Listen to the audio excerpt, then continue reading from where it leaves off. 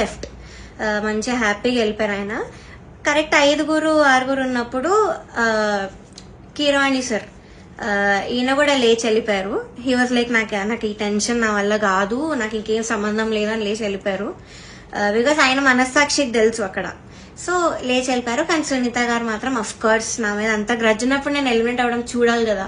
So ఆవిడ మాత్రం అలానే కూర్చున్నారు, ఎంత ఒక ఈవిల్ స్మైల్ తో ఫేస్ మీద. I still remember that face, నా మైండ్ లో తిరుగుతుంది అది.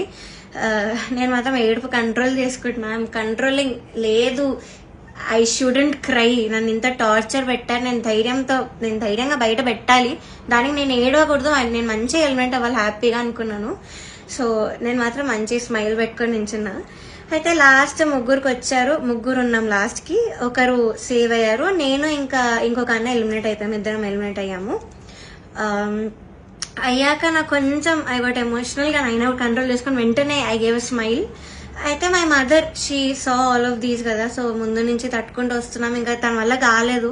సో మా మదర్ స్టేజ్ మీదకి వచ్చి నన్ను తీసుకెళ్ళిపోవడానికి ట్రై చేశారు అక్కడి నుంచి. ఆ ట్రాఫీ ఇవేం తీసుకోకు, వద్దు వెళ్ళిపోదామని. సో అదే ఎమోషనల్ మైండ్ సెట్ తో సునీత గారి దగ్గరికి వెళ్ళి ఎందుకు ఇంత అన్యాయం చేశారు నేను ఇలానే అనింది మా మదర్. బట్ సునీత గారు ఆవిడ రిప్లై మాత్రం నువ్వు వెళ్ళి ఇక్కడ ముందు ఇక్కడి నుంచి దయచేయి అనింది. ముందు ఇక్కడి నుంచి బయటకు వెళ్ళిపో అన్న వేలో ఆవిడ మాట్లాడారు, ఇలానే నువ్వు అన్నారు. Which was very very cheap. అసలు ఎవరు ఎక్స్పెక్ట్ చేయరు అలాంటి జడ్జ్ నుంచి ఇలాంటి మాటలు వస్తాయని. నేను కూడా ఎలిమినేట్ అయిన షోస్ కూడా ఉన్నాయి, నేను తమిళ్లో పాటు ఎలిమినేట్ అయ్యాను టాప్ 5 లో, హాఫ్ మార్క్ లో ఎలిమినేట్ అయ్యాది కూడా. అప్పుడు మేమేమి ఇలా ఎమోషనల్ అయిపోయి ఏం చేయలేదు, బికాస్ ఆ జడ్జెస్ అంత బాగా మాట్లాడారు కాబట్టి మాతో.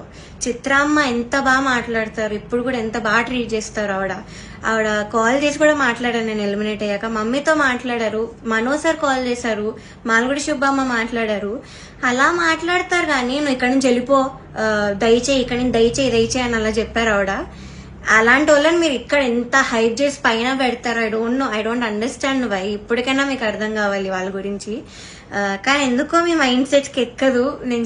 నాకు డౌటే నేను చెప్పేది కూడా మీకు ఎక్కుతుందో లేదో. కానీ నేనైతే అంత ధైర్యంగా బయట పెట్టాను, బికాజ్ నేను ఈ కెరియర్ వదిలేద్దామని డెసిజన్ కి వచ్చాక నేను ఇవన్నీ బయట పెడుతున్నాను. బికాజ్ నాకు ఇంకా రావు ఆపర్చునిటీస్, ఎందుకంటే పెద్ద పెద్ద నేమ్స్ తీసుకున్నాను, వీళ్ళందరి మీద చెప్పాను కాబట్టి నాకు ఇంకా ఉండదు ఈ మ్యూజిక్ లో, నాకు ఇంకా ఎలాంటి ఛాన్స్ అనేది రాదు. నేను అది డిసైడ్ అయ్యి ఇవన్నీ పెట్టాను. ఈ వీడియో చేయడానికి మెయిన్ రీజన్ వచ్చేసి మీరు ఇదంతా చూసి ఇప్పటికైనా రియలైజ్ అయ్యి ఇలాంటి ఫ్రాడ్ షోస్ అన్ని కూడా చూడడం మానేసి, ఆ స్పాన్సర్స్ కూడా స్పాన్సర్ చేయడం మానేసి బ్యాన్ చేస్తారని ఒక హోప్ తో నేను చేశాను ఈ వీడియో.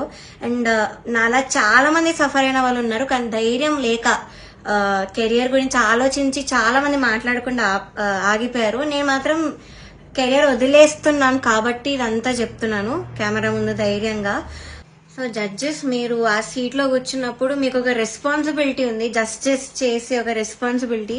కానీ మీరు అది చేయకుండా మీ ఇష్టం వచ్చిన వాళ్ళని తెచ్చి మా అమ్మాయివే నువ్వు, నేను బుడతల బ్యాచ్ నుంచి నువ్వు అప్పటి నుంచి చూస్తున్నాను అది ఇది అని చెప్పి ఇవన్నీ చేసి మీరు సరస్వతి